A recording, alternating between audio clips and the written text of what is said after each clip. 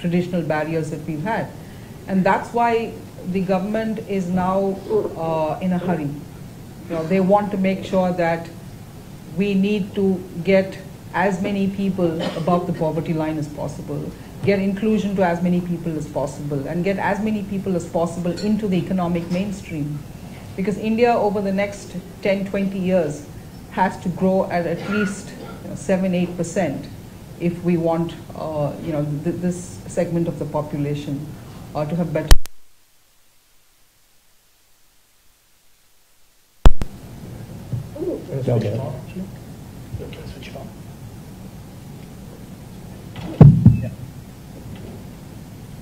If you see India, 1991 economic reforms has been started.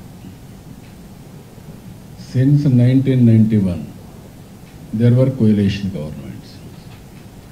Earlier, there was single party domination, monopoly.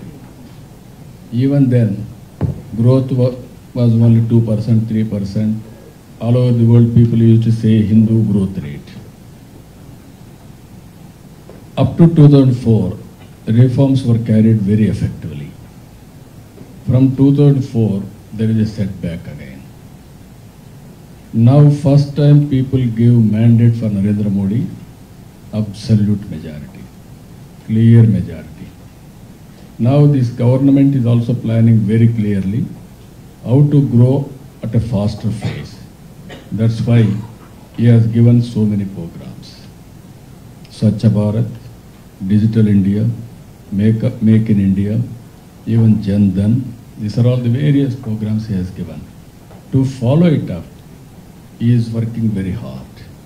One example I am giving you, you want to double the agriculture income, farmers' income within 3–4 years' time.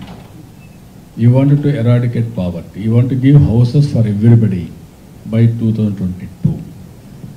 And also, he has given a short-term vision, that is for 3 years. And also for 7 years, action plan he has given. For 15 to 16 years, he has given a vision. To follow this vision, he kept very, very clear targets. First time in India, GST bill has been passed. Now we are going to implement next month, that is July 1st. And also demonetization has taken place. Now digital currency we are going. We are going to control total corruption. We wanted to put growth on fast track. All these things are happening. So naturally, leader will have an urge to do better. We are all elected. And also we are having a commitment. So with this commitment, central government is working. In that aspect, we are also working in that direction. So there is an inherent strength in India. That is, one has to understand that. That inherent strength has to be carried by a leader. Sometimes there is a failure of leader. There is a strength, but there is no progress. If there is a strong leader, leader can deliver. If you see anywhere, either a company, either a country, or a family, if there is a strong leader, capable leader, then that will be prosperous. I am very happy Dheeraj is a startup company. How many years? 2 years, 3 years? We've been selling for 5 years. 5 years. 7.5-year-old company. 7 years company. Now what is the market cap? We're still between $2.5–3 billion. $3 billion. Small company, still a small compared to. Small company want to compete Cisco now. That is ambition. You know, desire, that is the desire of Indians. That is the desire which is helping us. So, John, I know Cisco started doing business in India, I believe, 8 years ago. You hear Google, Microsoft, Facebook all talk about it as a growth market. Amazon, and Amazon's latest earnings release, it was the only country that Jeff Bezos mentioned. In fact, the only quote that he had in the press release was about India.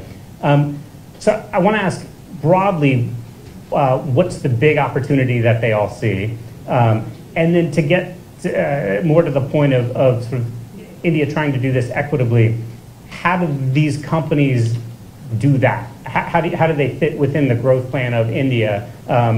with sustainable and equitable growth? So I think, Ari, it ties to the question you just asked the panel. What's the sense of urgency? If you invested in India in a big way 2.5 years ago, you're in very good shape today. We saw that at Dell, EMC, some of the other companies. If you're just now investing in India, you'll be in good shape 2 years from now, but not near as good as you would have been 2 years ago. If you wait another year or two, the market will come shut on you, not from anything other than just pure competitive opportunities. And so it's important to realize that every company, there's going to be a sense of urgency. What people in the Valley knows, if you miss that upturn and you founder for a couple of years, you almost never get a chance to do it again. That is true of countries as well. So I think there's an urgency and a fairness that is being brought. And I think it's like anything else. If companies go in and create a win-win environment, not just for profits, but also how do you give back? How do you do this truly in line with the goals of the country? It's inclusive of 1.3 billion. I think what we may underestimate is this is the model for the world.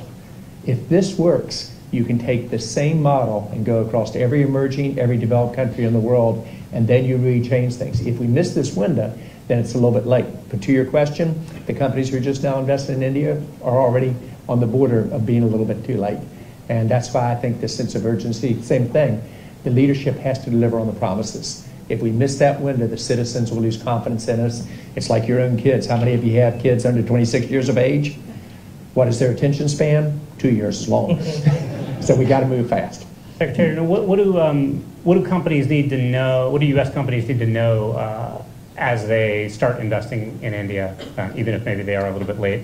What are some of the primary pitfalls that companies that have failed have hit, and what do they need to know now? Yeah, before that, I want to also take a shot at your previous question. Yeah. See, I think today India is amongst the most promising growth markets anywhere in the world. And so naturally everybody wants to be there. Let's look at the figures. Between 2005 and 2015, we were adding 100 million customers every year on the mobile. Between 2015 and 2020, we expect that we'll be adding 50 million customers on the internet every year. And if you look at the growth of Reliance Jio, they went in 4 months from 0 to 100 million, which is the fastest, acquisition of customers, even faster than WhatsApp, because I think that's the next best example. So clearly, because India is such an underserved market, and because of the huge infrastructure deficit that you've had for many years, now the opportunity is opening up, and that's why everyone wants to be there. Now, what should companies coming in look for? What kinds of pitfalls? I don't think India is an easy market. Nobody's going to go out there and say that India is an easy market. It's a tough, challenging market, but I think it can be rewarding. Now, what are the key challenges? I think the usual challenges are all there. It's diverse, regulatory regimes have varied. The customer is very, very cost conscious, more cost conscious than many other, economies. So